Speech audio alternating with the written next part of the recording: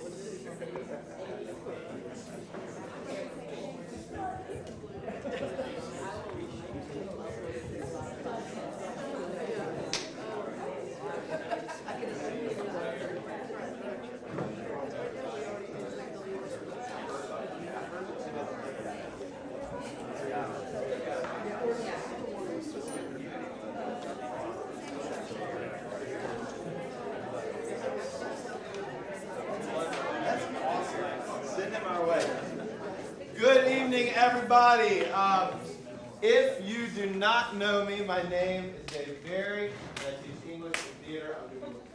No, I'm not going to make it the whole way around. Okay. Oh my gosh, the alumni. All right, y'all. My name's David Berry. I teach English and theater here at the high school. And thank you for being here. It has been 2 years since we've been able to offer a show in this room, and I am super glad to be back. This space is very different. Oh, I'm coming to you. Yes. This space is very different than the one downstairs. Who's never been to a show in here? Yes.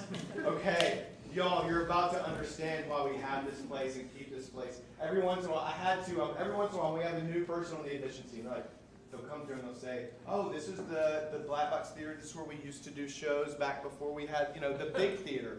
I'm like, oh my gosh, this is the theater that my friends who work in the theater are jealous of. This one. That one's wonderful. But this is a different instrument. And you're going to get to experience how it plays. And this is a wonderful piece to play on it. This floor is insane. And this girl painted it, and some of her friends, and they did an amazing job.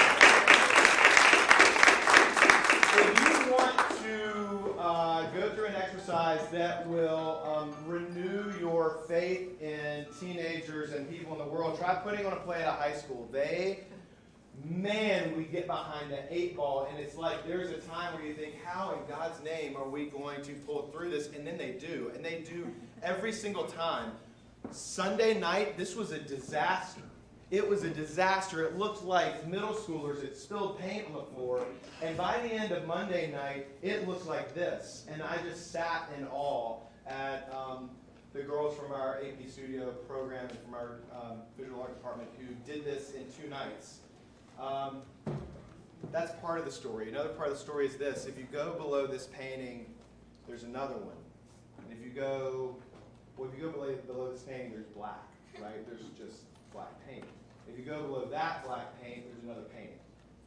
If you go below that, there's black paint. If you go below that, there's another painting. If you go back far enough, you get to another Midsummer Night's Dream painting from 14 years ago. And I was just telling the kids that I'm getting pictures of babies from those kids, right? In between those is a painting from Cymbeline, another Shakespeare play that we all know and love. And it's a map of Britain. And 2 kids from that show were here last night to see our dress rehearsal, Colin Hopkins and Brianna Middleton, who are like off and being stars and making their own movies and TV shows and all this wonderful stuff. But that painting's the one below this one. And what I really wanted our kids yesterday to know is that there'll be another painting after this, and it'll be their turn to walk in and support the next wave and the next generation of kids. And I think that's what I'm most proud of, is how well they love each other, whether they are here together at the same time or whether they're coming back after years. And some of them last night were talking about how nervous they were to do this show for Brianna, who, if you don't know, Brianna's got she just made a movie with George Clooney, and she's doing all these she's got about 4 films in the can, and she's exploding. They're like, oh no, it's her, I'm nervous. But what they didn't understand before meeting her was how much she loves them already on credit and wants to be here with them, and this is her living room too. And so it's a wonderful place to come together. And I'm glad that you have come together with us tonight. In the event of emergency, we're going out that way, y'all. And I hope that you enjoy tonight's production of Midsummer Night's Dream.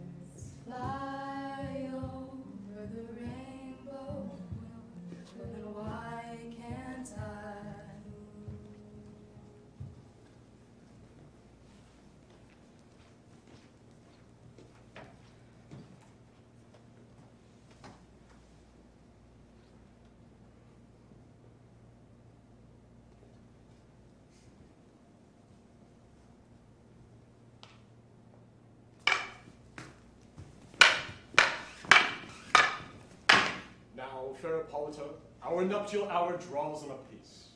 4 happy days bring a new moon, but oh, methinks, how slow that old moon wanes.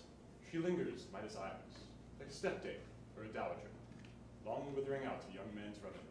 4 days will quickly steep themselves in nights.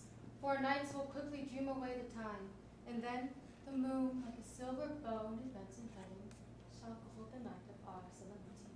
Hippolyta, I wooed thee with my sword, doing thee injuries, but I will wed thee in another keep. Pomp, triumph, and with revel. Happy be Theseus, our renowned Duke. Good Aetius, what's the news with thee?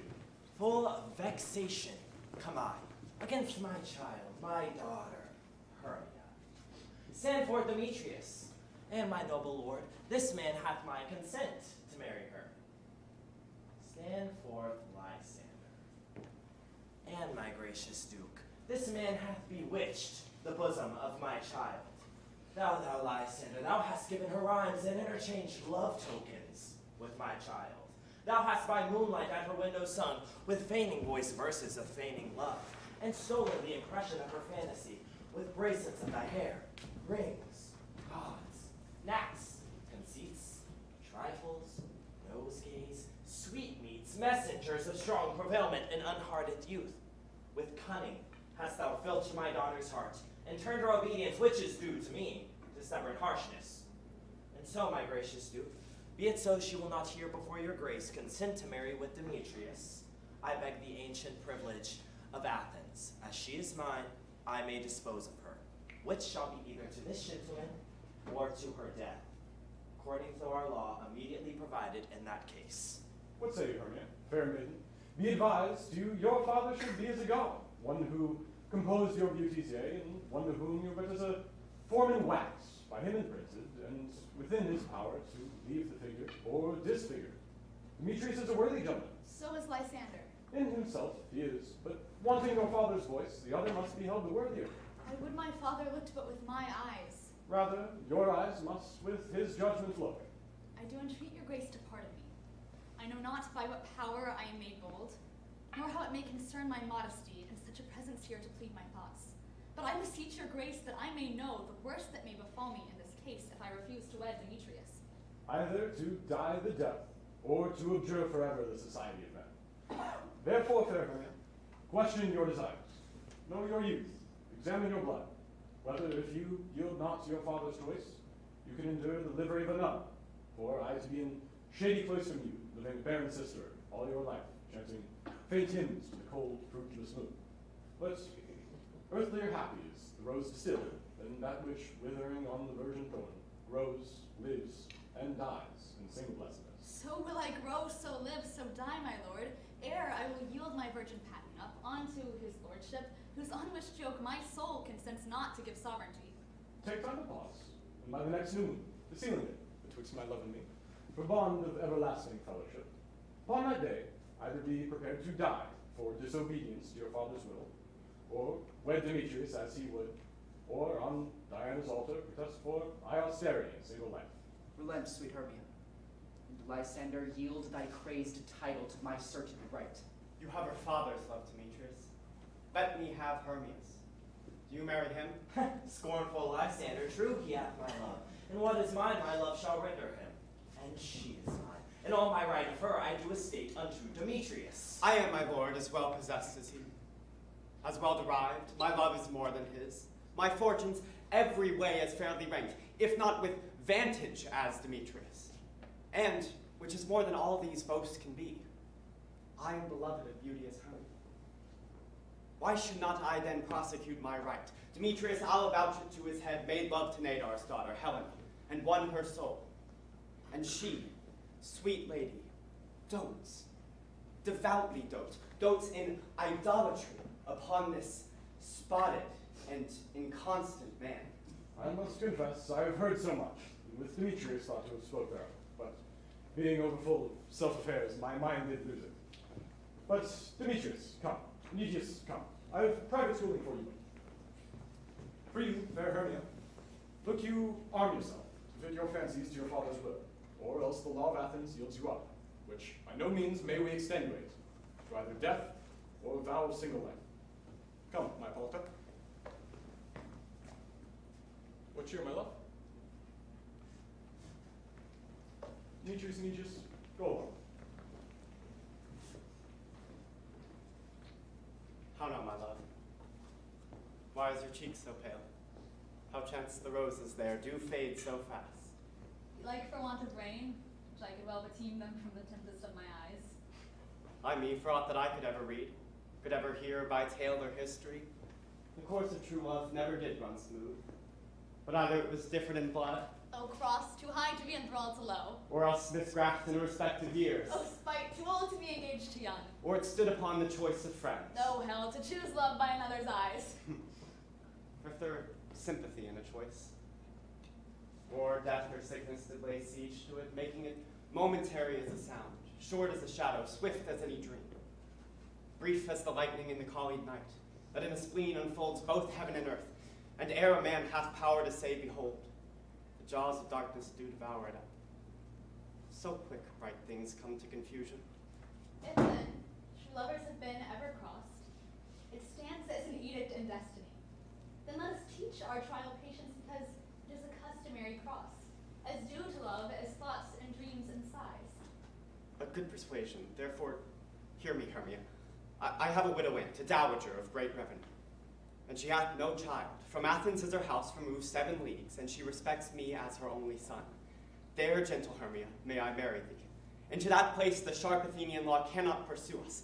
If thou lovest me, steal forth thy father's house tomorrow night, and in the woods a league without the town, where I did meet thee once with Helena to do observance to a morn of May. There will I stay for thee. Good Lysander, I swear to thee by Cupid's strongest bow, by his best arrow with the golden head, by all the vows that ever men have spoke, and number more than ever women spoke. In the same place thou hast appointed me, tomorrow truly will I meet with thee. Keep promise, love. Look, here comes Helena. Godspeed, fair Helena, whither away? Call you me fair? That fair again unsay. Demetrius loves your fair, happy fair. Your eyes are lodestars, and your tongue's sweet air, more tunable than lark to shepherd's ear when wheat is green, and when hawthorn buds appear. Sickness is catching, oh, were favor so. Yours but I catch, fair Hermia, ere I go. Oh, teach me how you look, and with what art you sway the motion of Demetrius' heart. I frown upon him, yet he loves me still. Oh, that your frowns would teach my smiles such skill. I give him curses, yet he gives me love. Oh, that my prayers can such affection move. The more I hate, the more he follows me. The more I love, the more he hateth me. His folly, Helena, is none of mine. None but your beauty, would that fault were mine. Take comfort, you no more shall see my face. Lysander and myself will fly this place. Helen, to you our minds we will unfold. Tomorrow night when Phoebe doth behold her silver visage in the watery glass, decking with liquid pearl the bladed grass, a time that lovers' flights doth still conceal, through Athens' gates have we devised to steal. And in the wood, where often you and I, upon faint primrose beds were wont to lie, emptying our bosoms of their counsel sweet, there my Lysander and myself will meet. Farewell, sweet playfellow. Pray thou for us, and good luck grant to thee thy Demetrius. Keep word, Lysander, we must starve our sight from lovers' food till morrow's deep midnight. I will, my Hermia. Helena, adieu. As you on him, Demetrius stowed on you. How happy some or other some can be, but through Athens I'm thought as fair as she. But what of that? Demetrius thinks not so, but he will not know all that he doth know. Love looks not with the eyes, but with the mind, and therefore is winged Cupid painted blind. Nor hath love of any judgment taste, wings and no eyes figure unheedy haste. Therefore is love said to be a child, because in choice he is soft and beguiled. As waggish boys in games themselves forswear, so the boy love is perjured everywhere. For ere Demetrius looked on Hermia's eye, he hailed down oaths that he was only mine. But when this hail some heat from Hermia felt, so he dissolved, and showers of oaths did melt. I will go tell him of fair Hermia's flight. Then to the wood will he tomorrow night pursue her. And for this intelligence, if I have thanks, it's a dear expense. But here I mean I to enrich my fame, to have a sight thither and back again. It's all our company here. You were best to call them generally man by man according to the script. Here is the scroll of every man's name thought fit through all Athens to plan our interlude in front of the Duke and the Duchess on their wedding day at night. First, good Peter, go and say what the play treats on. Then, read the names of the actors, and so go on to a point. Mary. Our play is the most lamentable comedy and cruel death of Pyramus and Thisbe. Now, good Peter Quince, call forth your actors by the scroll. Masters, spread yourselves. Oh. Okay. Nick Bottom the Weaver. Ready? Name the part I'm for and proceed. You are set down for Pyramus. What is Pyramus? A lover or a tyrant? Pyramus is a lover that kills himself most gallantly for love. That will last for some tears than the true performing of it. If I do it, let the audience look to their eyes. I will move storms. I will condole in some measure. To the rest, yet my chief humor is for a tyrant. I could play Heracles, really, or a punch-to-tear cannon, to make all split. The raging ox and shivering shots shall break the locks of prison gates, and Phoebus' car shall shine from far and make and mar the foolish fates. Ah, this was lofty. Now, name the rest of the actors. This is Heracles' vein, a tyrant's vein. A lover is more condoling. Francis Flute, bellows mender. Here, Peter Quince. You are set down for Thisbe. What is Thisbe? A wandering knight? It's the lady that Pyramus must love. Hey, Faith, let me not play woman. I have a beard coming. Oh, little one, you may play the mask, and you may speak as small as you will. And I may hide my face too. Let me play Thisbe. I will speak in a monstrous little voice. Thisbe! Thisbe! Oh, Pyramus, my lover dear, my Thisbe dear, and lady dear. No, you must play Pyramus. And Francis, you play Thisbe. Well, proceed. Robin Starveling the tailor, Here, Peter Quince. you are set down to play Thisbe's mother. Tom Stout the tinker, Here, you. Peter. Sorry. You, Pyramus' father. Myself, Thisbe's father. Snug, the joiner. You, the lion. And I hope there's a play fitted. Have you written lines part yet? Pray you could be given me, for I am slow steady. Ah, you may do it extempore, for it is nothing but roaring. Let me play the lion too. I will roar that I will do any man's heart good to hear me. I will roar that I will make the Duke say, let him roar again. Let him roar again. If you should do it too terribly, it would frighten the lady and the duchess, that they would shriek. And that were enough to hang us off. And that would hang us. Every mother's son. I grant you, friends, that if you should frighten the ladies of their wits, they would have no more discretion but to hang us. But I assure you that I will aggravate my voice, that I will roar you as gently as any sucking dove. I will roar and swear any night again.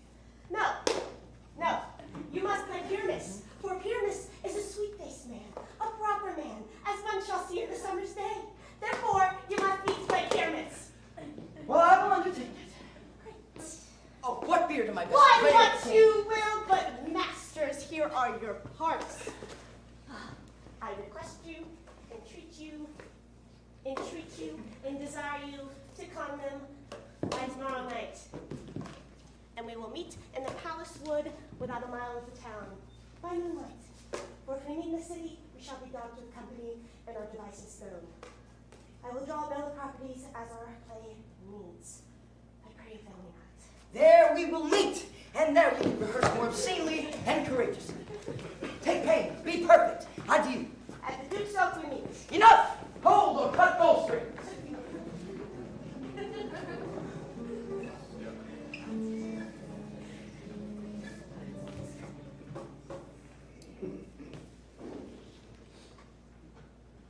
How now, spirit? Whither wander you? Over hill, over dale, through brush, through briar, over park, over pale, through flood, through fire, I do wander everywhere. Swifter than the moon's sphere, and I serve the fairy queen, to do her orbs upon the green. The cowslips tall her pensioners feet, In their gold coats, spots you see. Those be rubies, fairy favors. In those freckles lie their sabers. I must go seek some dewdrops here, and hang a pearl in every cowslip's ear. Farewell, thou lot of spirits, I'll be gone. Our queen and all her elves come here anon. The king doth keep his revels here tonight. Take heed the queen come not within his sight, for Oberon is passing, fell in wrath, because that she as her attendant hath a lovely boy, stolen from an Indian king. She never had so sweet a changeling, and jealous Oberon would have the child knight his train to choice the forest wild. But she perforce withholds the loved boy, crowns him with flowers and makes him all her joy. And now they never meet in grove or green, by fountain clear or spangled starlight sheen. But they do swear that all their elves for fear creep into acorn cups and hide them there. Either I mistake your shape in making quiet, or you are that shrewd and knavish sprite called Robin Goodfellow.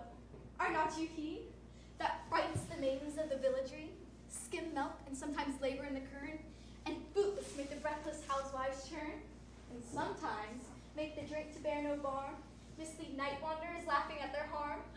Those that hobgoblin call you in sweet puck, you do their work and they shall have good luck. Are not you he? Thou speak'st aright. I am that merry wanderer of the night. I jest to Oberon and make him smile, when I a fat and beef-fed horse beguile, nay, in the likeness of a filly foal, and sometime lurk I in a gossip's bowl, in the very likeness of a roasted crab, and when she drinks, against her lip I bob, and on her withered dewlap pour the ale. The wisest aunt, telling the saddest tale, sometime for 3-foot stool mistaketh me.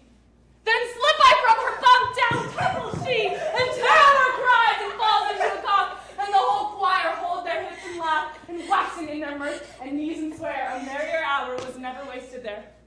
But room fairy, here comes Oberon. And my mistress, would that he were gone.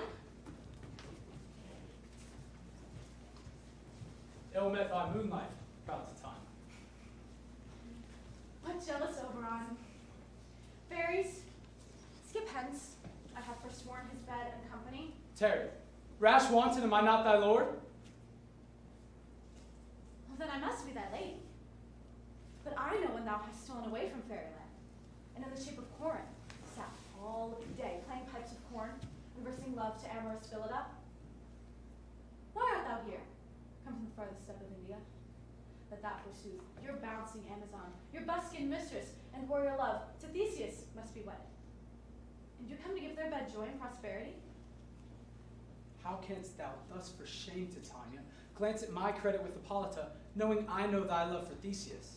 Did not thou lead him through the glimmering night from Virginia, whom he ravished, and make his break his faith with fair Agles, with Ariadne and Antiopa? These are the forgeries of jealousy.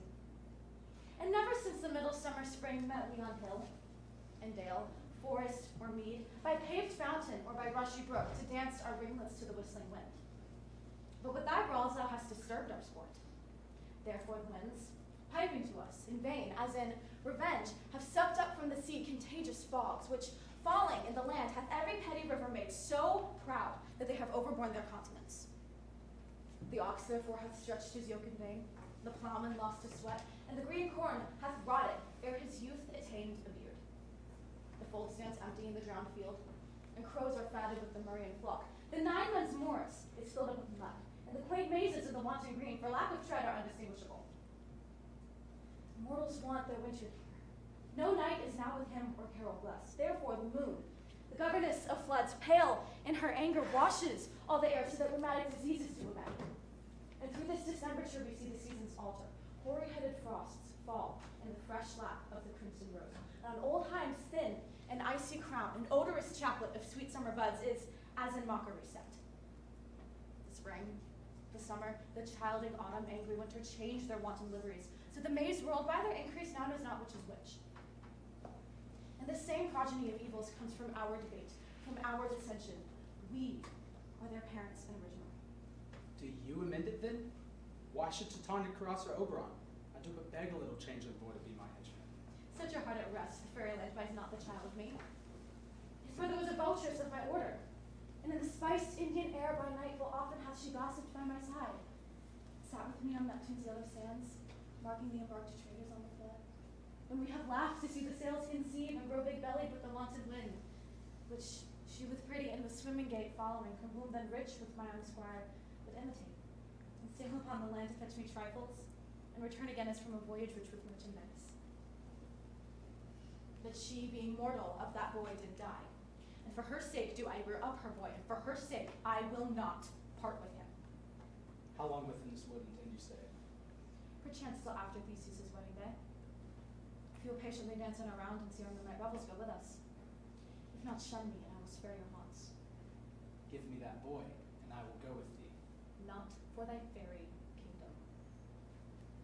Fairies, away, we shall chide down right, I longer stay. Well, go thy way. Thou shalt not from this grove till I torment thee for this injury. My gentle bud, come hither. Thou rememberest, since I once sat upon a promontory, and heard a mermaid on a dolphin's back uttering such a dulcet and harmonious breath, that the rude sea grew civil at her song. Certain stars shot madly from their spheres to hear this immense music. I remember. That very time I saw, but thou couldst not, between the cold moon and the earth, Cupid, all armed, a certain aim he took at a fair vessel thrown by the west, and loosed his love shaft smartly from his bow, as it should pierce 100,000 hearts. But I might see young Cupid's fiery shaft quenched in the chaste beam of the watery moon, and the imperial vultures passed on, in maiden meditation, fancy free. Yet, marked I where the bolt of Cupid fell, it fell upon a little western flower, before milk white, now purple with love's wound, and maidens call it love in idleness. Fetch me this flower. The herb I showed thee once, the juice of it on sleeping eyelids laid will make any man or woman madly dote upon the next live creature that it sees. Fetch me this herb, and be thou here again ere the Leviathan can swim a league. I'll put a girdle around the earth in 40 minutes. Having once this juice, I'll watch Titania when she is asleep. The next thing she waking looks upon, be it on lion or bear, wolf or bull, on meddling monkey or on busy ape, she shall pursue it with the soul of love. And ere I take this charm from off her sight, as I can take it with another herb. But who comes here? I'm invisible, and I will overhear the conference. I love thee not, therefore pursue me not. Where is Lysander and fair Hermia? The one I'll slay, the other slayeth me. Thou toldest me they were stolen into this wood, and here I am, and one within this wood, because I cannot meet my Hermia. Hence, get thee gone and follow me no more. You draw me of hard-hearted adamant, but yet you draw not iron, for my heart is true as steel. Leave you your power to draw, and I shall have no power to follow you. Do I entice you? Do I speak you fair, or do I not, in the plainest truth, tell you that I do not, nor I cannot love you? And even for that, I love thee the more. I'm thy spaniel, and Demetrius, the more you feed me, I will fawn on you. Use me but as your spaniel. Spurn me, strike me, neglect me, lose me. Only give me leave, unworthy as I am to follow you. What worse place can I beg in your love, and yet a place of higher respect with me than to be used as you do use your dog? Tempt not too much the hatred of my spirit, for I am sick when I do look upon thee. And I am sick when I look not on you. You do impeach your modesty too much, to leave the city and commit yourself into the hands of one who loves you not, to trust the opportunity of the night and the ill counsel of a desert place with the rich worth of your virginity. Your virtue is my privilege, but that it is not night when I do see your face, and therefore I think I'm not in the night. Nor doth this wood lack worlds of company, for you and my respect are all the world. Then how could it be said I'm alone, when all the world is here to look on me? I'll run from thee and hide me in the brakes and leave thee to the mercy of the wild beasts. The wildest has not such a heart as you. Run when you will, the story shall be changed. Apollo flies and Daphne holds the chase. The dove pursues the griffin. The mild hind makes speed to catch the tiger. Bootless speed when cowardice pursues and valor flies. I will not stay thy questions. Let me go. Or if thou do follow me, do not believe, but I shall do thee mischief in the wood. I in the temple, the town, the field, you do me mischief. Fie, Demetrius! Your wrongs do set a scandal on my sex. We cannot fight with the lawless men may do. We should be wooed, and we're not made to woo.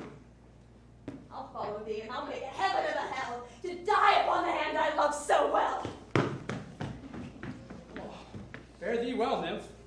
Ere he do leave this grove, thou shalt fly to him, and he shall seek thy love. Hast thou the flower? Welcome, wanderer. Aye, there it is. I pray thee give it to me. I know a bank where the wild thyme grows, but the ox lips, nodding violet grows. Quite over canopied with luscious woodbine, with sweet musk roses, and with eglantine. There sleeps Titania some time of the night, lulled in these flowers with dances and delight. And there the snake throws her enameled skin, weed white enough to wrap a fairy in. And with the juice of this, I'll streak her eyes and make her full of hateful fantasies. Take thou some of it, and seek through this grove. A sweet Athenian lady is in love, with a disdainful youth.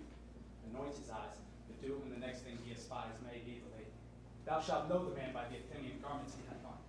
Effect it with some care, that he may prove more fond upon her than she upon her own love. And meet me ere the first cock crow. Fear not, my lord, your servant shall do so.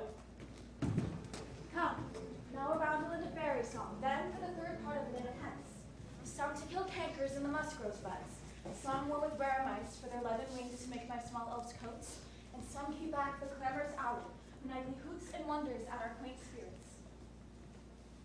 Sing me now asleep, finish your offices and let me rest.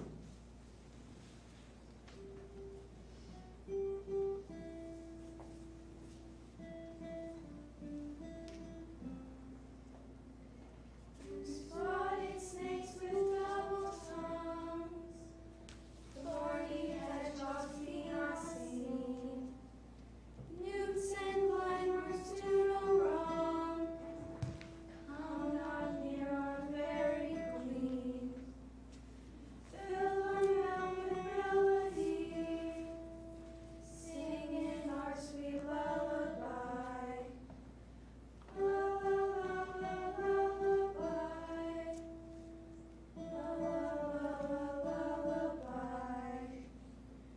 Never harm nor spell nor charm, calm our lovely lady night.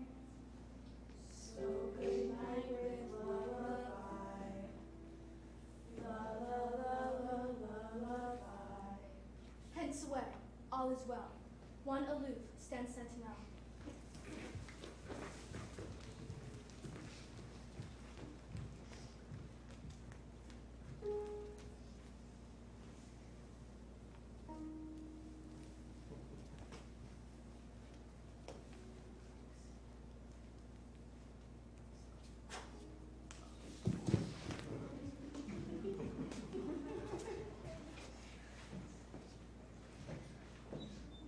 What thou seest, and thou dost wait, do it for thy true love take. Love and languish for his sake. Be it ounce of cat or bear, pard or boar with bristled hair, in thy eye it shall appear. When thou wakest, it is thy dear.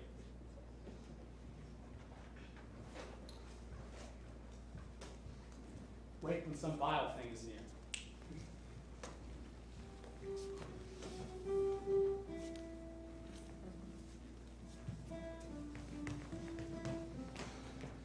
Fair love, you faint with wandering in the wood, and to speak troth, I forgot our way.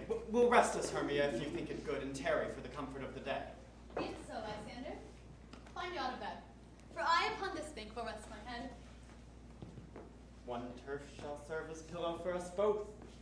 One heart, one bed, two bosoms, and one troth. Nay, good Lysander, for my sake, my dear, lie further off yet. Do not lie so near. Oh, take the sense, sweet, of my innocence. Love finds the meaning in love's conference. I mean that my heart unto yours is knit, so that but one heart we can make of it. Then by your side no bedroom we deny, for lying so, Hermia, I do not lie. Lysander riddles very prettily. Now much beshrew my manners and my pride, if Hermia meant to say Lysander lied. But, gentle friend, for love and courtesy lie further off in human modesty. Such separation, as well may be said, becomes a virtuous bachelor and a maid. So far be distant, and good night, sweet friend. Thy love ne'er alter till thy sweet life end. Amen. Amen to that fair prayer, say I. And then in life when I am loyalty. Here's my bed. Sleep give thee all his rest. Hath the wisher's eyes be pressed. Through the forest have I gone, but Athenian found I none on whose eyes I might approve this flower's force in stirring love. Night silence. Who is here? Weeds of Athens he doth wear. This is he, my master said. splash of the Athenian maid. And hear the maiden sleeping sound on the dank and dirty ground. Pretty soul, she durst not lie near this lack love, this kill courtesy. Churl! Upon thy eyes I throw all the power this charm doth owe. When thou wakest, let love forbid sleep his seat on thy eyelid. So awake when I am gone, for I must now to Oberon. Stay, though thou kill me, sweet Demetrius. I charge thee, hence, and do not haunt me thus. Oh, wilt thou darkling leave me? Do not so. Stay on thy peril, I alone will go. Oh, I'm out of breath in this fond chase. The more my prayer, the lesser is my grace. Happy is Hermia, wheresoever she lies, for she hath blessed and attractive eyes. How came her eyes so bright? Not by salt tears, else my eyes are oftener washed than hers. No, I'm as ugly as a bear, for beasts that meet me often run away for fear. Therefore no marvel though Demetrius do as a monster fly my presence thus. What wicked and dissembling glass of mine made me compare with Hermia's fiery eye? Who's this? Lysander on the ground? Dead? Or asleep? I see no blood, no wound. Lysander, if you live, good sir, awake. And run through fire I will for thy sweet sake. Transparent Helena, nature shows her art, that through thy bosom makes me see thy heart. Where is Demetrius? Oh, how fit a word is that vile name to perish on my sword. Say not so, Lysander, say not so. What, though you love your Hermia, Lord, what though? Yet Hermia still loves you, then be content. Content with Hermia? No, I do repent the tedious minutes with her I have spent. Not Hermia, but Helena I love, who would not change a raven for a dove. The will of man is by his reason's weight, and reason says you are the worthier maid.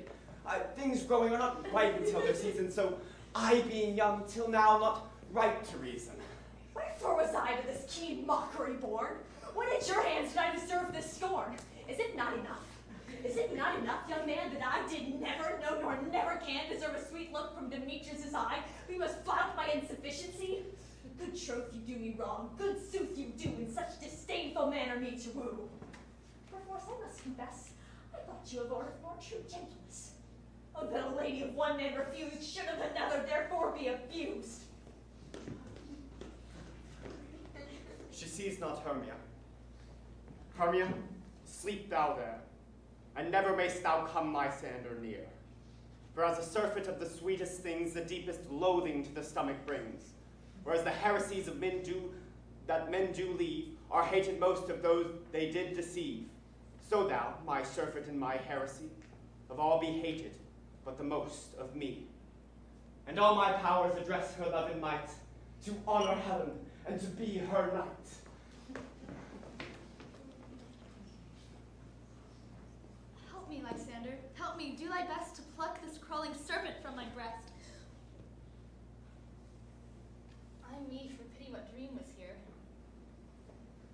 Lysander, look how I do quake with fear. Methought a serpent ate my heart away, and you sat smiling at his cruel prey. Lysander? What, removed? Lysander? Lord? What, out of hearing? Gone, no sound, no word? Alack, where are you? Speak in if you hear. Speak for all loves! I swoon almost with fear. No? Then I will perceive you are not nigh. Either death or you I'll find immediate. Are we all met? Oh, Pat. Oh, and here is a marvelous convenient place for our rehearsal. This green plot shall act as our stage. This hawthorn brake our tiring house, and we shall do it in action as we shall do it before the Duke and the Duchess. Peter Quince, What sayest thou, Bully Bottom? there are things in this comedy of Pyramus and Thisbe that will never please. First, Pyramus must draw his sword to kill himself, which the ladies cannot abide. How answer you that? Our lady can a perilous fear. I believe we must leave the killing out when all is done. Not wait. I have a device to make all well. Write me a prologue, and let that prologue seem to say that we shall do no harm with our swords, and that Pyramus is not killed indeed. And for the more better assurance, tell them that I, Pyramus, am not Pyramus, but Bottom the Weaver. That will put them out of fear. Will not the ladies be afraid of the lion? I fear it, I promise you. Masters, you ought to consider with yourselves that to bring in, God shield us, a lion among ladies is a most dreadful thing. For there is no more fearful wild fowl than your lion living, and we ought to look to it. Then another prologue must tell that he is not a lion. Nay, you must name his name, and half his face must be seen through the lion's neck.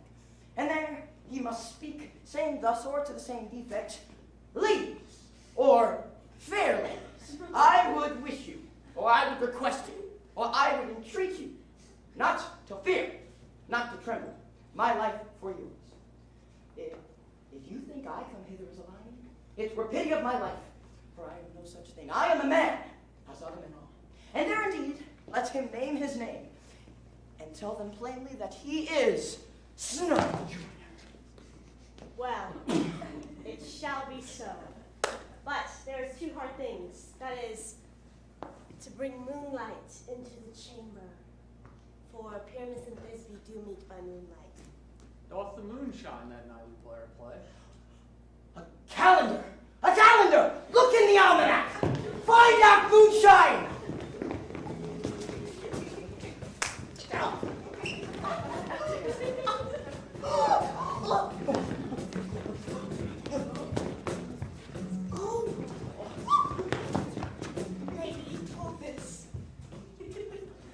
Thank you.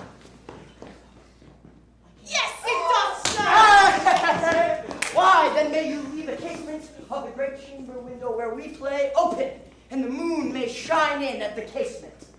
Ah, or else we get a man and say he holds a lantern and bush of thorn. Say he comes to disfigure or to present the person moonshine.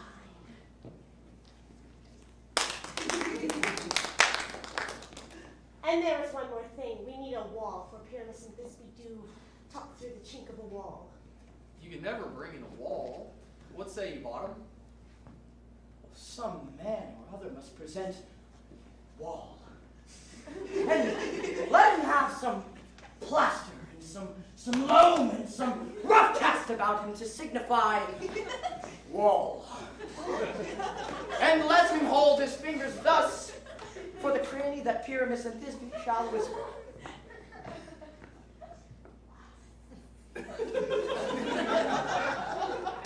If that may be, then all is well. Come, masters. We must rehearse our parts. Pyramus, once you've spoken your speech, inch through that break, and tell everyone according to your cue. What hempen homespuns have we swaggering here? So near the cradle of the fairy queen? What, a play to warn? An auditor I'll be, an act or two perhaps if I see cause.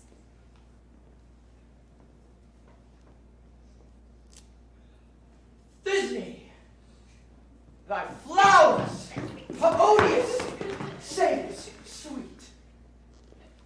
But hath thy breath, my dearest Thisbe dear. Stay thou, but hear a while. But hark, a voice, and by and by to thee I will appear. A stranger Pyramus than e'er played here. Must I speak now? Ah, you must, for you must understand. He goes but to hear a noise, and will come back.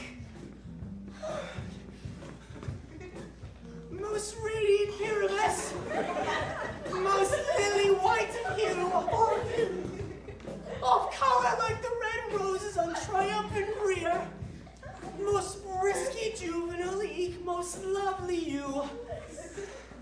Oh, truest horse that would never tire, I meet thy Pyramus at Ninny's tomb. Ninny's tomb, men! You must not speak that yet, for you answer to Pyramus. Pyramus, your cue is past. It is never tire.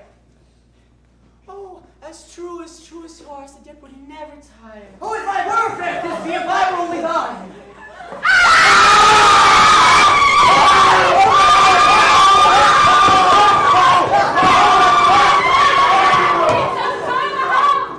Why did they run away?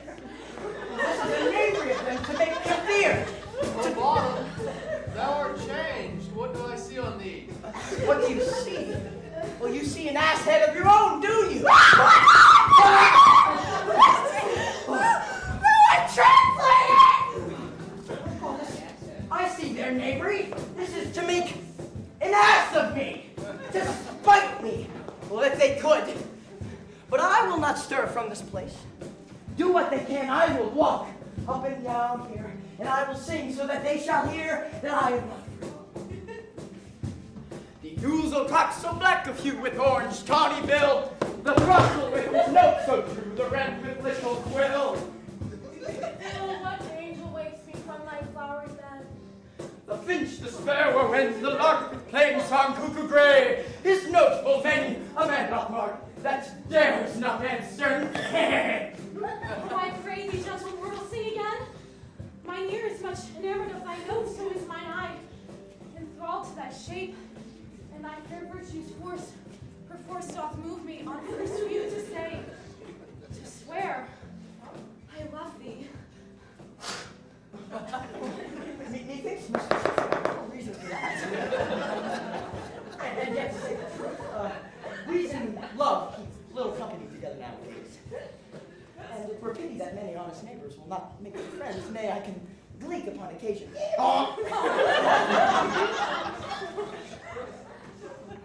Not so, neither. But if I have wit enough to get out of this wood, I have enough to serve mine own turn. Well, out of this wood do not desire to go. Thou shalt remain here, whether thou wilt or no. I am a spirit of no common rate. The summer still doth tend upon my state, and I do love thee. Therefore go with me. I'll bring thee fairies to attend on thee, and they shall fetch thee jewels from the deep, and sing while unpressed flowers thou dost sleep.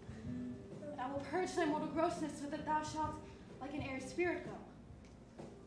Peace blossom, cobweb, moth, mustard seed, Betty, and I, and I, and I. Where shall we go? Be kind and courteous to this gentleman. Hop in his walks and gamble in his eyes. Feed him with apricots and dewberries, with purple grapes, green figs, and mulberries.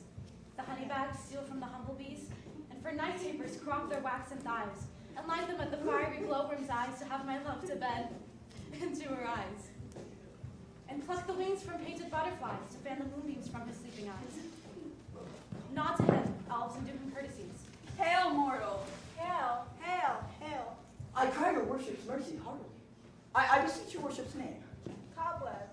I shall desire you with more acquaintance, good Master Cobweb. If I cut my finger, I shall make bold with you. Your name, honest gentleman. Peace blossom. I pray you commend me to Mr. Squash, your mother, and Master Peascod, your father. I shall desire you of more acquaintance, good Master Peace Blossom. Your name, I beseech you, sir. Mustard seed. Oh, good Master Mustard Seed, I know your patience well. That same giant-like, cowardly ox beef hath devoured many a gentleman of your house. I promise you, your kindred hath made my eyes water ere now. I shall desire you of more acquaintance, good Master Mustard Seed. Come, wait upon him, lead him to my bower. Tie up my lover's tongue, bring him silently.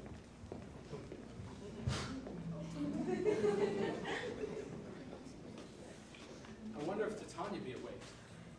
And what it was that next came into her eye which she must dote upon at extremity. Here comes the messenger. How now, mad spirit? What night ruled about this haunted grove? My mistress with the monster is in love. Near to her close and consecrated bower, while she was in her dull and sleeping hour, a crew of patches, rude mechanicals that work for bread upon Athenian stalls, were met together to rehearse a play intended for great Theseus' nuptial day, when the shallowest, thick-skinned of that barren sort who Pyramus presented in their sport forsook his scene and entered a break, when I did him a disadvantaged taste. An ass's knoll I fix it on his head, anon his Thisbe must be answered, and forth my mimic comes when they him spy, as wild geese the creeping fowler eye stem themselves and madly sweep the sky, so out of sight away his fellows fly. I led them on in this distracted fear, and left sweet Pyramus translated there. When in that moment, so it came to pass, Titania waked, and straightway loved an ass. This falls out better than I could devise. But hast thou yet latched the Athenian's eyes with the love juice as I bid thee do? I took him sleeping, that is finished too, and the Athenian woman by his side, that when she waked, of course he must be eyed. Stand close. It's the same Athenian. This is the woman, but not this the man. Oh, why you rebuke him that loves you so, lay breath so bitter on your bitter foe. Now I but chide, but I should use thee worst. For thou, I fear, hast given me cause to curse. If thou hast slain Lysander in his sleep, bring oceans in blood, plunge in the deep, and kill me too. The sun was not so true unto the day as he to me. It cannot cannot be, but thou hast murdered him. So should a murderer look so dead, so grim? So should the murdered look, and so should I, pierced through the heart with your stern cruelty. And yet you, the murderer, looks as bright, as clear as yonder Venus in her glimmering sphere. What's this to my Lysander? Where is he? Oh, Demetrius, wilt thou give him me? I'd rather give his carcass to my hounds. Out, dog, out, cur! Thou drivest me past the bounds of maiden's patience. Hast thou slain him then? And swords be never numbered among men. Oh, for once tell true, even for my sake. You waste your passions on a misprized mood. I am not guilty of Lysander's blood, nor is he dead for aught that I can tell. I pray thee, tell me then that he is well. And if I could, what should I get there for? Privilege never to see me more. And from thy hated presence part I so. See me no more, whether he be dead or no. There is no following her in this fierce vein, so here therefore for a while, I will remain. What hast thou done? Thou hast mistaken quite and laid the love juice on some true love sight. About the wood, go quicker than the wind, and Helena of Athens looked that fine. All fancy sick she is and pale of cheer, with sighs of love that cost the fresh blood dear. By some illusion see thou bring her here. I'll charm his eyes again, she doth appear. I go, look how I go, swifter than an arrow from the Tartar's bow. Flower of this purple dye, hid with Cupid's archery, sink into apple of his eye. When his love he doth espy, let her shine as gloriously as the Venus of the sky. When thou wakest, if she be by, beg of her for remedy. Captain of our fairy band, Helena is here at hand, and the youth mistook by me, pleading for a love with thee. Shall we their fond pageant see? Lord, what fools these mortals be. Stand aside, the noise they make will cause Demetrius to awake. Then we'll two at once woo one. That must needs be sport alone. Those things do best please me that to fall preposterously. Why should you think that I woo in scorn? Scorn and derision never come in tears. Look when I vow. I weep. And vows so born, in their nativity, all truth appears. How can these things in me seem scorn to you, bearing the badge of faith to prove them true? You do advance your cunning more and more. When truth kills truth, no devilish holy fray. These vows are Hermia's. Will you give her o'er? Weigh oath with oath, and you will nothing weigh. Your vows to her and me put in two scales will even weigh, and both as light as tails. I had no judgment when to her I swore. Nor none in my mind now you give her o'er. Demetrius loves her, and he loves not you. Helena! Divine! To what my love shall I compare thine eye? Crystal is money! Oh, how ripe and show thy lips those kissing cherries tempting grow! Oh, spite! Oh, hell! I see you're all bent to set against me for your marriage. If you were civil and knew courtesy, you would not do me thus much injury.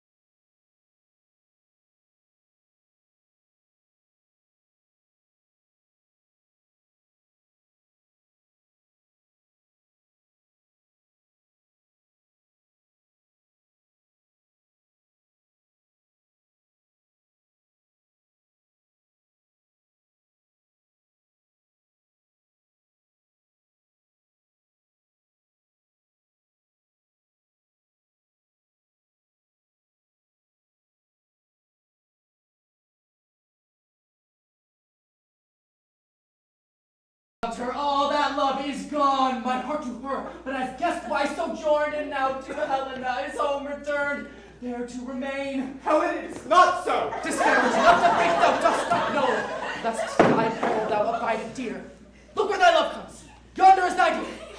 Darker light that from the eye his function takes, the ear more quick of apprehension makes. Thou art not by mine eye, Lysander, found. Mine ear, I think, it brought me to thy sound. But why unkindly didst thou leave me so? Why should he stay whom love doth press to go? But love could press Lysander from my side. Lysander's side, that would not let him by. Fair Helena, who more engilds the night than all yon fiery O's and I's of night. Why seekest thou me? Could not this make thee know the hate I bear thee made me leave thee so? Speak not as you think. Lo, she is one of this confederacy. Now I perceive that you joined all three to fashion this false sport in spite of me. Injurious Hermia, most ungrateful maid, have you conspired? Have you with these contrived to bait me with this foul derision? Is all the counsel we two have shared? The sisters' vows, the hours we have spent when we have chid the hasty-footed time for parting us, is all forgot? All school days friendship, childhood innocence. We, Hermia, like two artificial gods, have with our needles created both one flower, both on one sampler, sitting on one cushion, both warbling of one song, both in one key, as if our hands, sides, voices, and minds had been incorporate. So we grew together like to a double cherry, seeming parted, but yet a union in partition. And will you rent our ancient love asunder to join with men in scorning your poor friend? 'Tis not friendly, 'tis not maidenly. Our sex as well as I may chide you for it, though I alone do feel the injury. I am amazed at your passionate words. I scorn you not. It seems that you scorn me. Have you not set Lysander, as in scorn, to follow me and praise my eyes and face?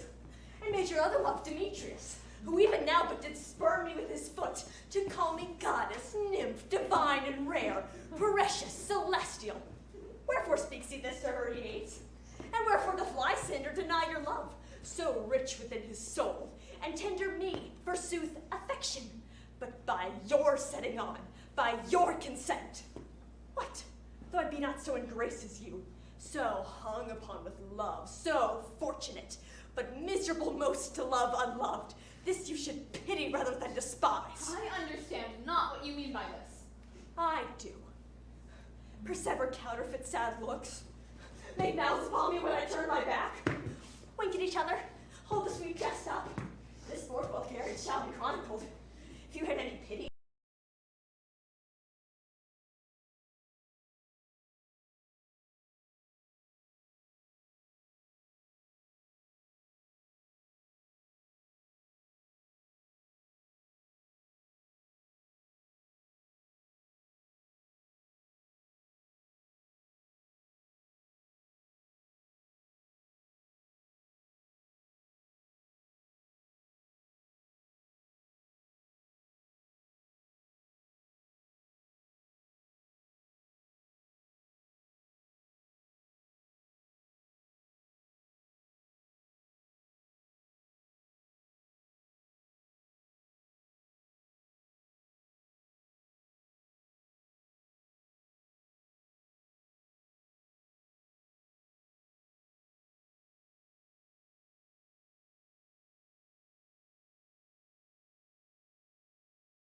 On it, out!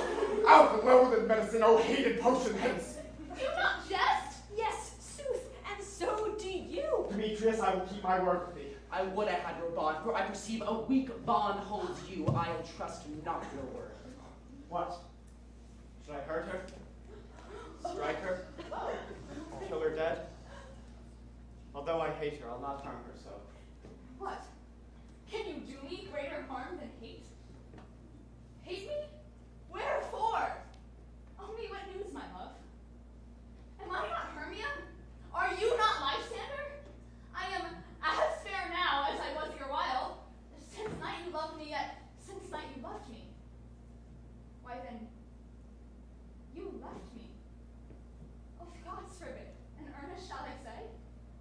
I, by my life, never did desire to see thee more.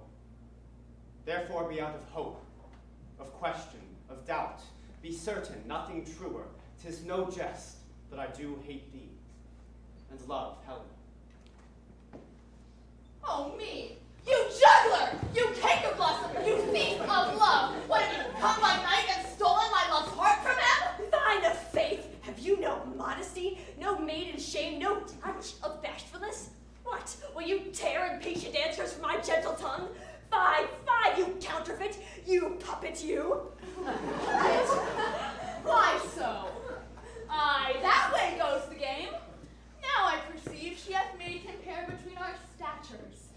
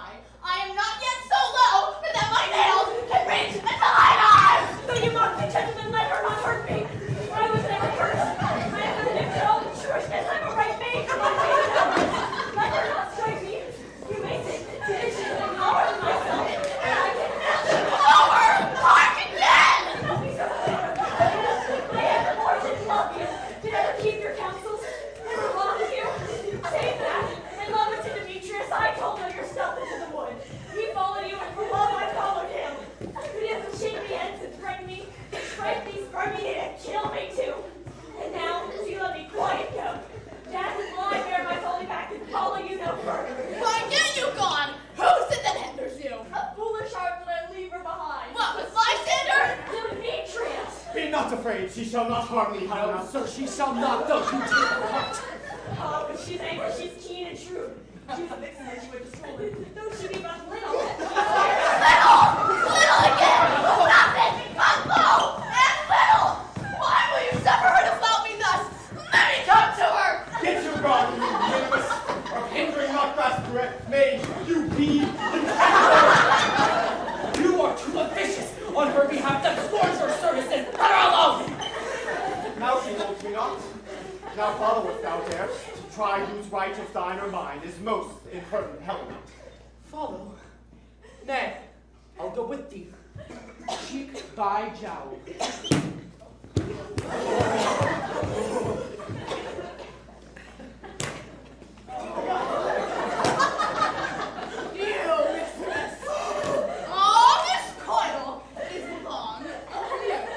Nay, go not back. I will not trust you. I will no longer stay in your cursed company. Your hands and mine are quicker for a fray. My legs are longer, though, to run away. I'm amazed. I know not what to say.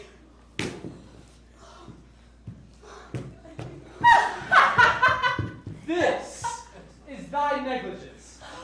Still thou committ'st, or else thou committ'st thy knaveries willfully. Believe me, King of Shadows, I mistook. Did not you tell me I should know the man by the Athenian garments he hath on? And so far blameless proves my enterprise, as I have anointed an Athenian's eyes. And so far I am glad it so did sort, as this their jangling I esteem a sport. Thou seest these lovers seek a place to fight. High therefore rod and overcast the night, and lead these lovers so astray as one come not within another's way. And from each other look thou lead them thus till o'er their brows death counterfeiting sleep, with leaden legs and batty wings doth creep. Then crush this herb into Lysander's eye, whose liquor hath this virtuous property, to take from thence all error with his might, and make his eyeballs roll with wonted sight.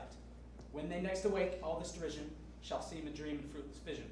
Whilst I in this affair do the employ, out to my queen, and beg her Indian boy. And then I will her charmed eye release, from monsters' view, and all things shall be peace. Fairy King, this must be done with haste, for nights with dragons cut clouds full fast, and yonder shines Aurora's harbinger. But we are spirits of another sort. I with the morning's love have oft made sport, but notwithstanding haste, make no delay, we may effect this business yet ere day. Up and down, I will lead them up and down. I am feared in field and town. Goblin, lead them up and down. Here comes one. Where art thou from, Demetrius? Speak thou now. Here, villain, drawn and ready. Where art thou? I will be with thee straight. Lysander, speak again! Thou one, thou coward, art thou fled? Speak, in the bush, where dost thou hide thy head? Thou coward, art thou bragging to the stars, telling the bushes that thou lookest for wars and wilt not come? Come, recreant, come thou child, I'll whip thee with a rod. He is defiled that draws a sword on thee. Hey, art thou there? Follow my voice, we'll try no manhood here.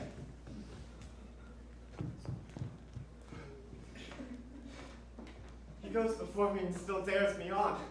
When I come where he calls, then he is gone. The villain is much lighter heeled than I. I've fallen fast, but faster than he fly. But fallen am I in dark uneven way. And here will rest me. Come, gentle day. For if but once thou show me thy gentle light, I'll find Demetrius and revenge the spite. Ho, ho, ho, coward, why comest thou not? Abide me if thou darest, for well and what thou runnest before me, shifty every place, and darest not stand, nor look me in the face. Where art thou? Here, villain, come hither. Nay then, thou mockest me. Thou shalt fly this deer, if I ever thy face by daylight see. Thou go thy way. Fate is constrained me to measure out my length on this cold bed, by day's approach to be visited. A weary night, O long and tedious night, abate thy hours. Shine comforts from the east, that I may back to Athens from these that my poor company detest. And sleep, that sometimes shuts up sorrow's eye, steal me away from mine own company. Yet the three? Come one more. Two of both kinds makes up four. Here she comes, cursed and sad. Cupid is a knavish lad, thus to make poor females mad. Never so weary, never so in woe, bedeviled with the dew and torn with briars. I can no further crawl, no further go. My legs can keep no pace with my desires. Here I will rest me till the break of day. Heaven shield Lysander if they mean a fray. On the ground, to sleep sound, I'll apply to your eye gentle lover remedy. When thou wakest, thou takest true delight in the sight of thy former lady's eye. And the country proverb shall be shown, that every man shall take his own. Jack shall have a Jill, naught shall go ill. The man shall have his mare again, and all shall be well. Come, sit thee down upon this flowery bed while I sleep on thy amiable cheeks do void, and stick musk roses in thy sleek, smooth head, and kiss thy fair large ears, my gentle joy. Where's Peace Blossom? Ready? Scratch my head, Peace Blossom. Where's Monsieur Cobweb? Ready? Monsieur Cobweb, good monsieur, go get you your weapons in your hand and kill me a red-hipped humblebee on the top of this one. And good monsieur, bring me the honey bag. Do not fret yourself too much in the action, good monsieur. And good monsieur, care the honey bag break not. I would loathe to have you overflown with a honey bag, senor. Where's Monsieur Mustard Seed? Ready? Give me your leaf. I pray you leave your courtesy, good monsieur. What's your will? Oh, nothing but to help Cavalry Cobweb to scratch. I must to the barber's, good monsieur, for methinks I am marvelously hairy about the face. And I am such a tender ass, if my hair do but tickle me, I must scratch. But wilt thou hear some music, my sweet love? I've a reasonably good ear in music. Let us have the tongues and bones. Or say, sweet love, what thou desirest to eat? Truly a peck of provender. Methinks I have a great desire to a bottle of hay, good hay, sweet hay. Have no fellow. I have a venturous fairy who shall seek the squirrel board and fetch thee new nuts. I'd rather a handful or two of dried peas. But I pray none of your people stir me. For I have an exposition of sleep come upon me. Sleep thou, and I will wind thee in my arms. Fairies, be gone. And be always away. So doth the woodbine and sweet honeysuckle gently entwist. The female ivy so enrings the barky fingers of the elm. Oh, how I love thee, oh, how I dote on thee.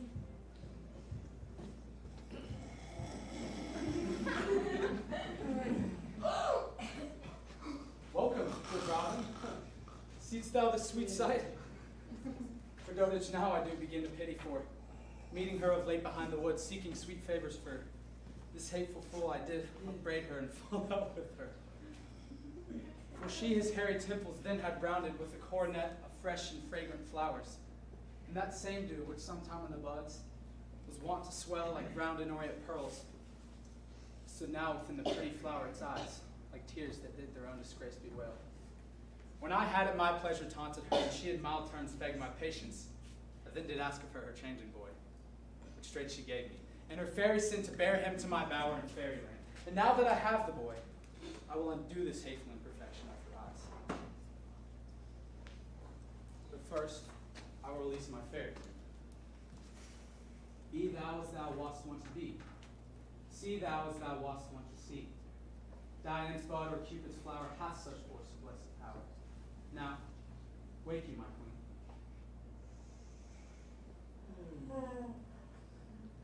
Oh, my overall visions, how they seem. We thought it was an evident mass. There lies your love. Oh, how came this thing to pass? Oh, how my eyes do loathe these visage now. Silence, while Robin, take off his head. Tanya, music call and strike more dead than common sleep of all these 5 sense. Music, oh, music, such as charmeth sleep. Now when thou wakest with thine own fool's eyes peep. Come, my queen, take hands with me and rock the ground whereon these sleepers be. Now thou and I are new in enmity, and will tomorrow midnight solemn dance in the Duke Theseus' house triumphant. Blessed to all with fair prosperity, together with Theseus, wedded, all in jollity. Fairy king, attendant mark, I do hear the morning lark. Then, my queen, in silent sad trip we after the night's shade. We the globe encompass soon. swifter than the wandering moon. Come, my lord, in our flight, tell me how it came this night that I, sleeping here, was found with these mortals on the ground. Go, one of you. Find out the forester. For now, our observation is performed, and having the vanguard of the day, my love shall hear the music of my house. My lord, this is my daughter Hermia here asleep. And this, Lysander, this Demetrius is, and Helena. Old Nader's Helena. I wonder of their being here together. No doubt they rose up early to observe the rites of May, and hearing of our intents, did come to speak in grace of our solemnity. But speak, Aegeus, is this not the day that Hermia should give answer of her choice? It is, my lord. Bid the huntsmen wake them with their horns.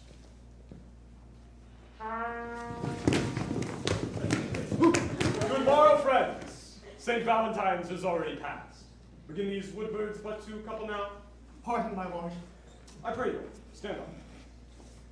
I know you two are rival enemies. How come this gentle concord in the world, that hatred is so far from jealousy, to sleep by hate and fear no enmity? My lord, I shall reply amazedly, half sleep, half waking, but as yet I swear I cannot truly say how I came here. But as I think, for truly I would speak, I came with Hermia hither. Our intent was to be gone from Athens, where we might be without the peril of the Athenian law. Enough, my lord, you have enough. I beg the law upon his head. They would have stolen away, they would, Demetrius, thereby to have defeated you and me both. You of your wife, and me of my consent that she should be your wife. My lord, fair Helen told me of their stealth, of this their purpose hither to this wood, and I in fury hither followed them. Fair Helena, in fancy, followed me. But, my lord, I wot not by what power, but by some power it is. My love to Hermia, melted as snow, seems to me now as the remembrance of an idol god which in my childhood I did dote upon. To Helena was I betrothed ere I saw Hermia. But like in sickness did I loathe this food. But as in health, I come to my natural taste. And now I do wish it, love it, long for it, and will forevermore be true to it. Fair lovers, you are fortunately met. This discourse we shall hear more anon. But, Aegeus, I will overbear you, for in the temple, by and by with us, these lovers shall be eternally knit. Will go with us to Athens, 3 and 3, to hold a feast in great solemnity. Come, my Hippolyta.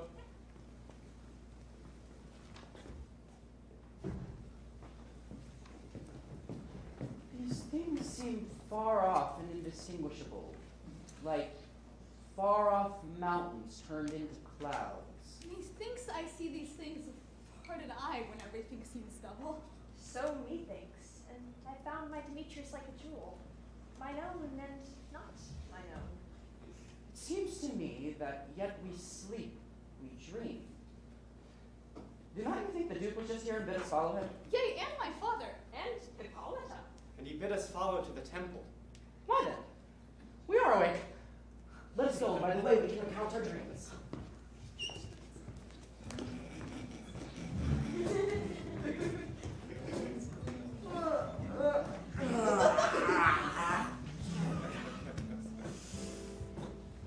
When my cue comes, call me, and I will answer. My next is most fair Pyramus. Hey-ho! Peter Quince, flute, bellows bender, snout, the tinker, starveling. Gods, my life's stolen hence and left me asleep. I've had a most wondrous vision. I've had a dream. Past the wit of man to say what that dream was. Man is but an ass if he go about to expound this dream. Methought I was, there was no man that could tell what. Methought I was, and methought I had. But the man is but a patched fool if he often say what methought I had. The eye of man hath not heard, the ear of man hath not seen. Man's hand is not able to taste, nor his tongue to conceive. nor is hard to report what my dream was. I'll get Peter Quince to write a ballad of this dream. It shall be called Bottom's Dream, because it hath no bottom. And I shall sing it at the latter end of a play, before the Duke. Peradventure, to make the more gracious, I shall sing it at her death. Have you sent to Bottom's house yet? Has he come home? He cannot be heard of, but of doubt he is transported. If he come not in the place marked, it does not go forward, doth it? It is not possible. There is not a man in all Athens who can discharge Pyramus the key. No, he's simply the best wit of any handicraft man in Athens. Yea, and the best man too. He's a very paramour for a sweet voice. You must say a paragon. A paramour is, God bless us, a thing of naught. Masters, the Duke has come from the temple, and there are 2 or 3 lords and ladies more married. If our sport had gone forward, we'd all been made men. Oh, sweet bully bottom! Then had he escaped 6 pence a day, the Duke would have given him 6 pence a day for playing Pyramus. 6 pence a day in Pyramus, or nothing.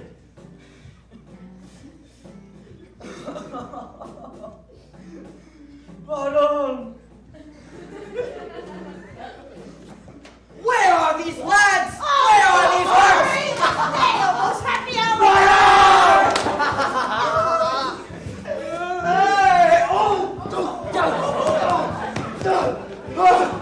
I missed you too.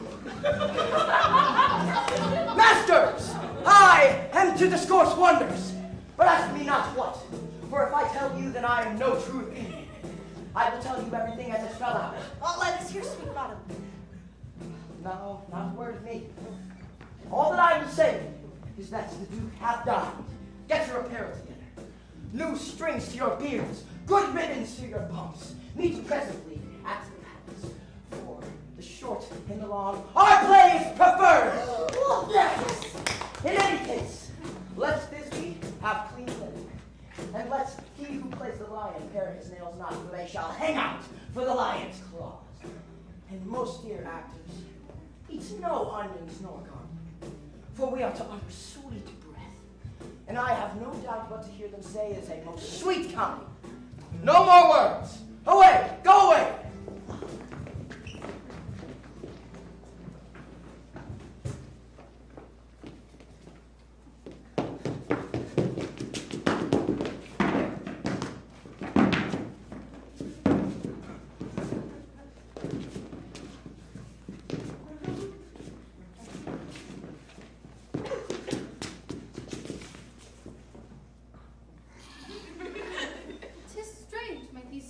Lovers speak of.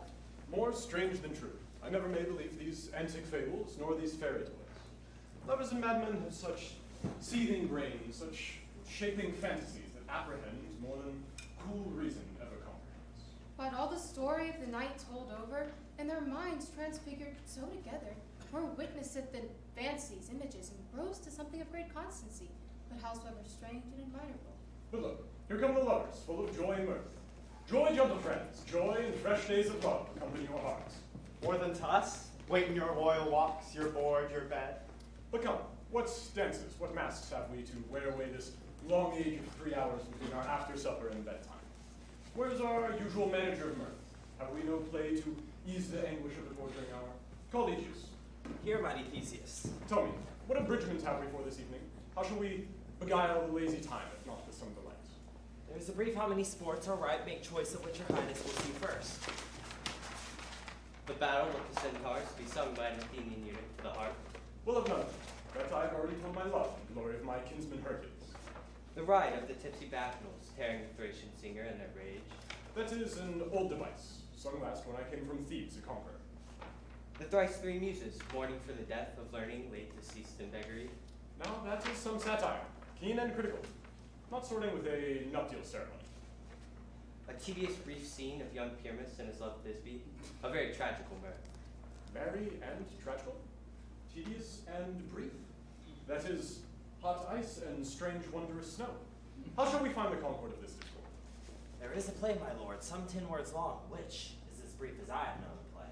But by 10 words, my lord, it is too long. Which makes it tedious, for in all a play there is not one player apt, not one word fit. And tragical it is, my lord, for Pyramus doth kill himself, which, when I saw rehearsed, I must confess, made mine eyes water. But more merry tears the passion of loud laughter never shed. And who are they that do play it? Hard-handed men at work here in Athens, sir, who have not labored on their minds until now, and now have toiled their unbreathed memories with this same play against your nuptial. I will hear that play. No, you may not, my lord, for it is not for you, for I have heard it over, and it is nothing in the world. Unless you can find sport within their intents, extremely stretched and coned with cruel pain to do your service. I will hear that play, for never can anything be amiss when simpleness and duty do tender it. Go, bring them in. So please your grace, the prologue is addressed. I love not to see wretchedness overcharged and duty in the service perishing. Why, my sweet, you shall see no such thing. He says they can do nothing in this kind. The kind are we then to thank them for nothing. Our sport shall be to take what they mistake, and what poor duty cannot do, noble respect takes in might, not merit. Let him approach.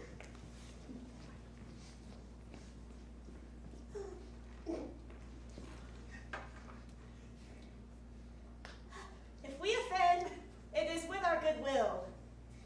That you should think we come not to offend, but with goodwill. To show our true skill, that is the beginning of our end. Consider then, we come but in despite.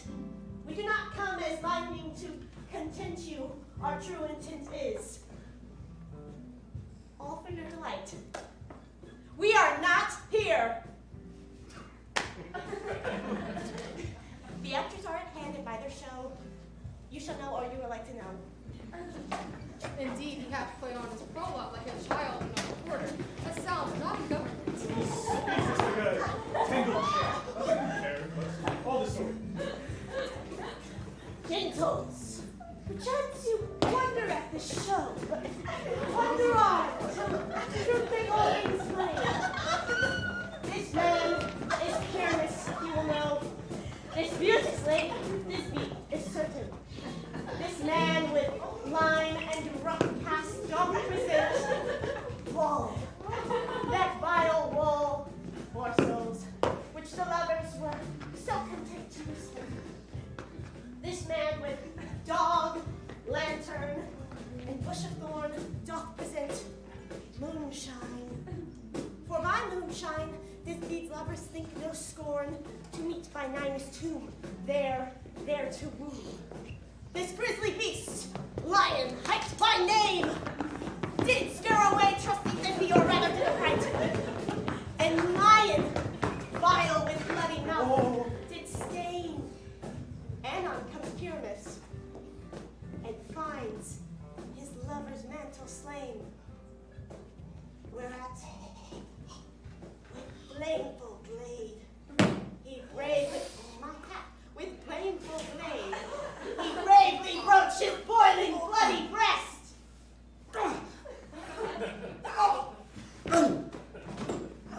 And Thisbe, tarrying in mulberry shade, his dagger did draw, and died.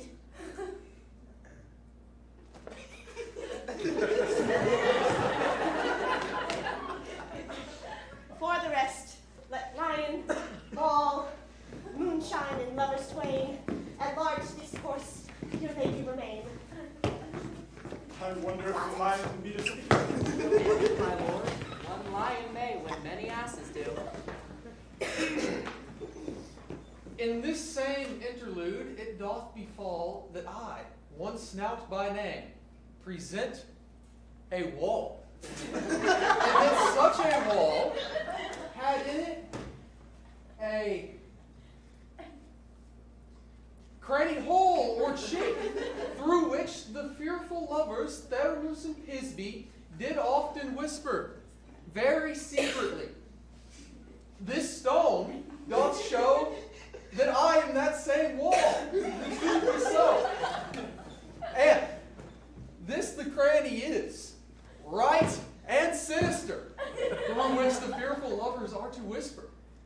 Would one desire rhyme and hair to speak better? It is the wittiest her discourse, my lord.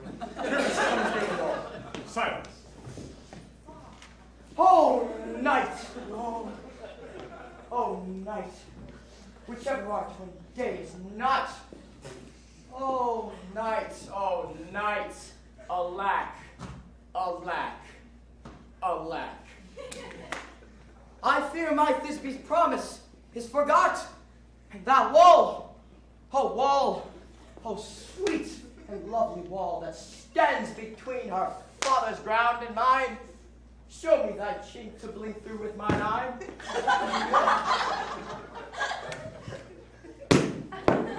Thanks, courteous wall. Go, shield these offers. But what see I? No Thisbe do I see. Oh, wicked wall, through whom I see no bliss. Cursed be thy stones for thus deceiving me. The wall methinks being sensible should curse again. Oh, no, in truth, sir, he should not. Deceiving me is Thisbe's cue. She is to enter, and I'm to spy her through the wall. You will see it will fall back, as I told you, yonder she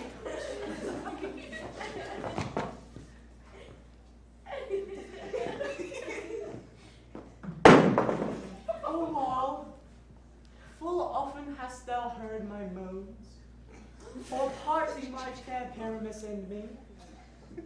My cherry lips have often kissed thy stones. I see a voice. Now will I to the chink to spy, and I can hear my Thisbe's face. Thisbe! Thisbe! My love thou art? My love I think. Think what thou wilt. I am thy lover's grace. And like Lamander, I am trusty still.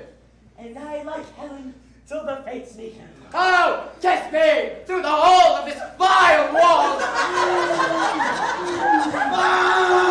I do want all, I do let it all! Wilt thou at Ninny's tomb meet me straightway? I life, I death, I come without delay.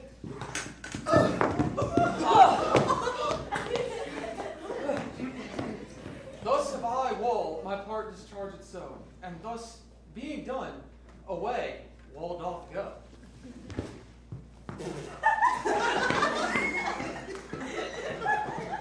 This is the silliest stuff that ever I heard. The best in this kind are but shadows, and the worst are no worse of imagination of men. It must be your imagination then and not theirs. If we imagine of them, then they know worse than they of themselves, then they may pass for excellent men. But here come two noble beasts, a man and a lion.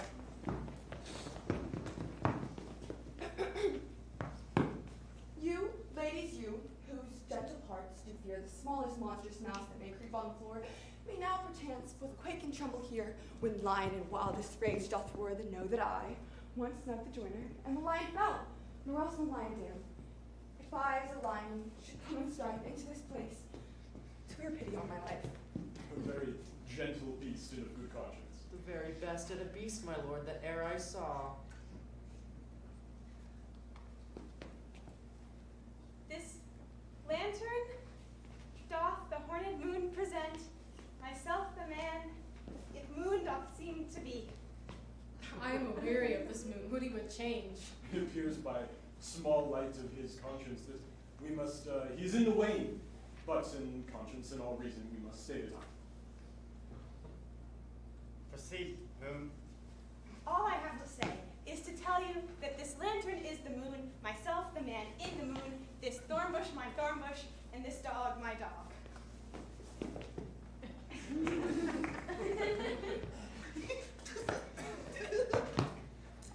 Here I am at Ninny's tomb. Where is my love?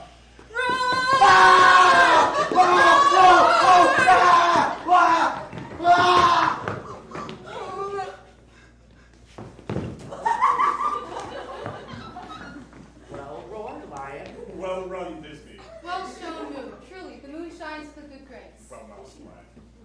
And then came Pyramus. Sweet moon, I thank thee for thy sunbeam. I thank thee, moon, for shining now so bright. For by thy gracious, golden, glittering gleams, I trust to taste of truest Thisbe sight. But stay, O spite! But mark, poor knight, what dreadful dole is here! Eyes, do you see? How can it be? Oh, dainty duck, oh dear! Approach, you furious fell! Come, fates, come, come! Cut thread and thrum! Quail, crush, conclude, and quell! This passion in the death of a dear friend would go near to make men look sad. You strew my heart, but I pity the man. Wherefore didst thou lion's frame, nature? Since lion vile hath here deflowered my dear! That is, no, that was the fairest dame. Come, tears, confound, out sword, and wound the pap of Pyramus, I that left cap, where heart doth hunger. Thus die I. Thus. Thus. Thus.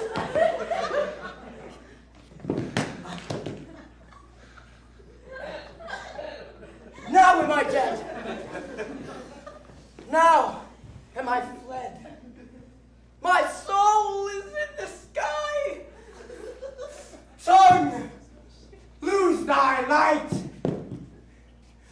Moon, take thy flight. Now, die! Die, die, die, die, die, die, die, die. With the help of a surgeon, you might get recovered through the ass. All chance, Moonshine is gone before Thisbe comes back and finds her lover. She'll find him by scarf. Here comes Thisbe and her passion. Methinks you should not use the law on her. Such a pyramid. I hope she will be brief. She has spied him already with those sweet eyes.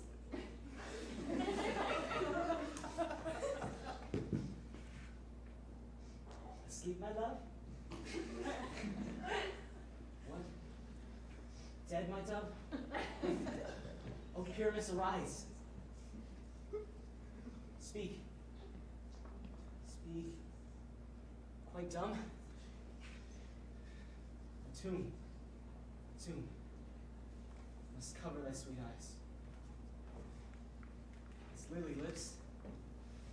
His cherry nose.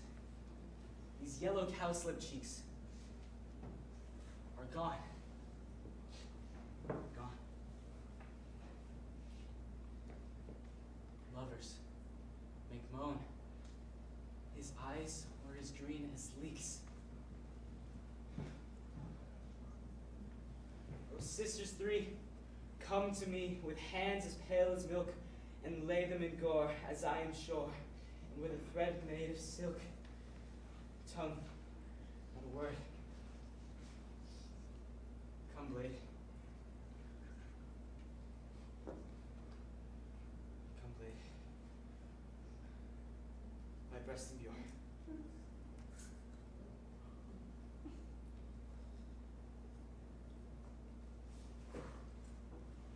Farewell, friends. Thus this be ends. Adieu. Adieu. Adieu. Thus, Moonshine and Lion are left to bury the dead. Aye, and wall too. No, I assure you, the wall is down with the heart of their fathers. Would you care to see the epilogue or to hear a burgomask dance between the two of our company? No epilogue, I pray you. For your plain is no excuse, never excuse. For when all the players are dead, there needs none to be blamed. Married, heathen prince had played Pyramus and hung himself in Thisbe's garter, it would have been a fine tragedy. And so it is, very truly and notably discharged. Wait. The Untitled Midnight Festival is over. Let us to bed. It's almost fair.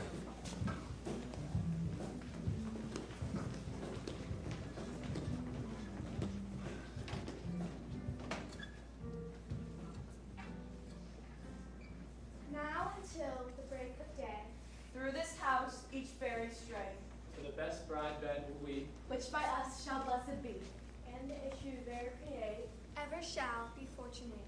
so shall all the couples three, ever true and loving be. and with this field to consecrate. every fairy take his gate.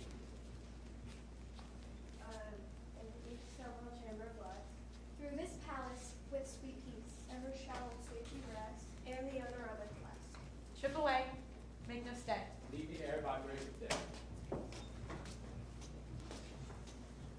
If we shadows have offended, think but this, and all is mended, that you have but slumbered here while these visions did appear, and this weak and idle theme, no more yielding but a dream.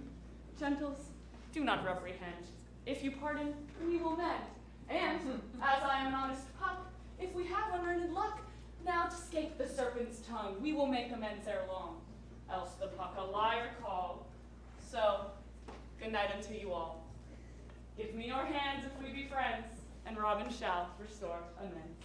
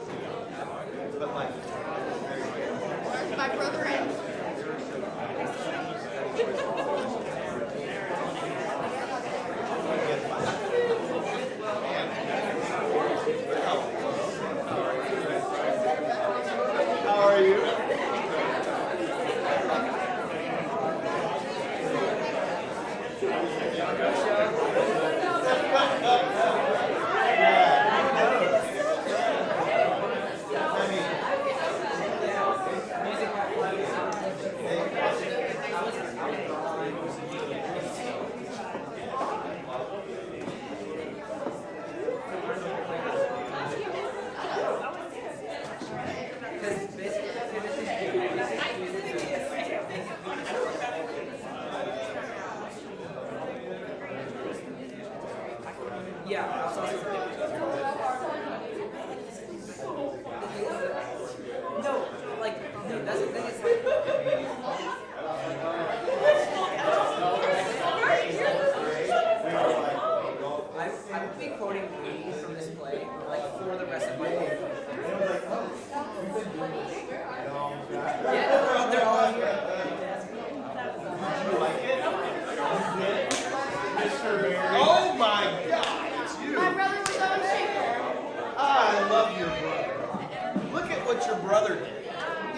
Isn't it the best? My favorite was the Heart Nebula. I know. That's my favorite one. That's the one we were going to pick. We ran out of time. But we got this, and it's pretty good. I saw you playing bottom.